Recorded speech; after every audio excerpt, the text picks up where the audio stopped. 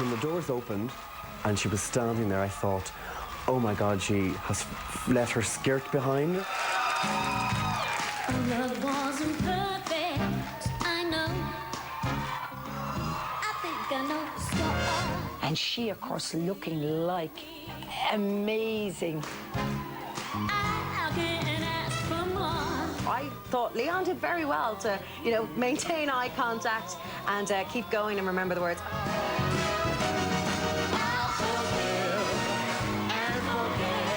He wanted to touch her ass and he was too scared to. His hand went like that. He did. He wanted to grope her and then he's like, this is Callie Minogue. You say you love me, oh boy. I can't ask for more. I mean, wasn't he lucky? Wasn't he lucky to have Kylie by his side? Even if he didn't even win the competition, he was already there. He was a happy camper. The smile on his face at the end of that series was unreal.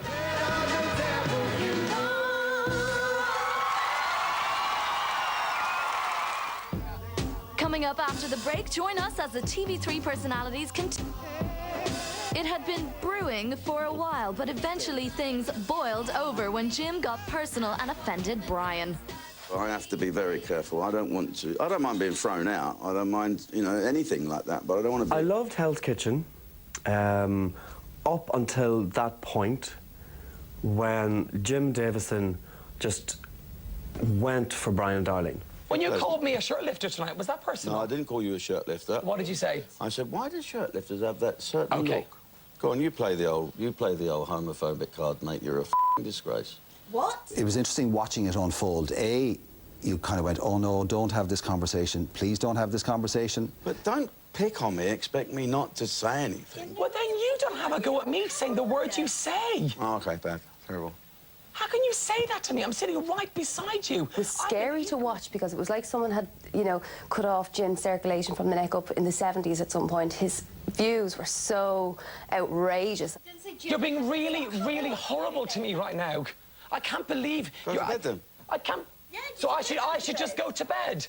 Well, one of us should. I mean, for heaven's sake... Why are you saying good as you? Why are you saying G-A-Y represents good as you? It's brilliant, though, when you see television like that, because that's just so unexpected, you know? People's energies get raw and raucous, and they just kind of go for it. When you say the word shirt lifter, you should realise it's offensive to anyone. I actually thought, Jim, for some bizarre reason, we were all equal in here. It was dreadful to have to watch that, because Brian's a nice guy. And, you know, to see him break down in tears like that, that's painful to watch, and no one should ever have the power to do that over somebody else. What would you like me to say now? I'd like you just to leave me alone. In Brian, he took on a challenge and he couldn't cope with it at the end, and he just could not understand how Jim could be just so unwielding about the fact that he happened to exist. I really think I ought to leave. At number 2, Christopher Biggins shares his bed with a rat. Be warned. You will not be spending the night alone.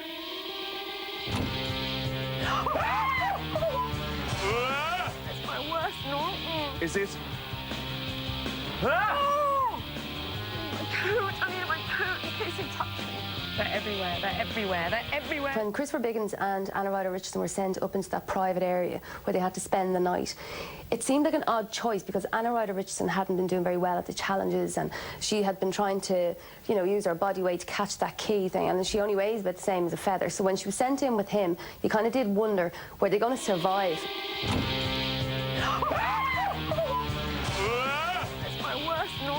Is it? When they finally settled down and he gave her all his kind of bedding and stuff so that she'd be warm and she'd be okay, when the rat came in, it was... Ah! What was that? Oh my God, they're everywhere, they're everywhere. I just love this task so much because the rat is there for so long before he realises that it's on top of him.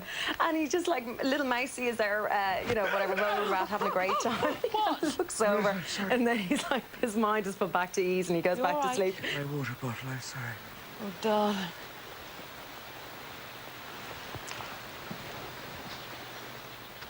Ah! Oh, God! Oh, my God, it was on me! and then when he realises it's actually on him.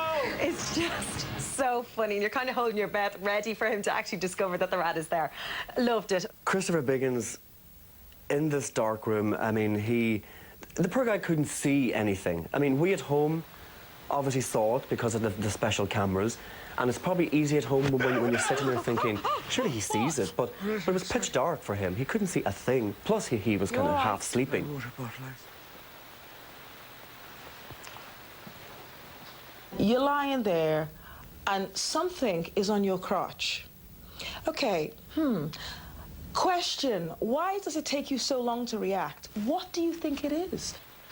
Ah! Oh, God! Oh, my God, it was on me! Oh, God! Oh! So who's number one? Here's our top 20 so far.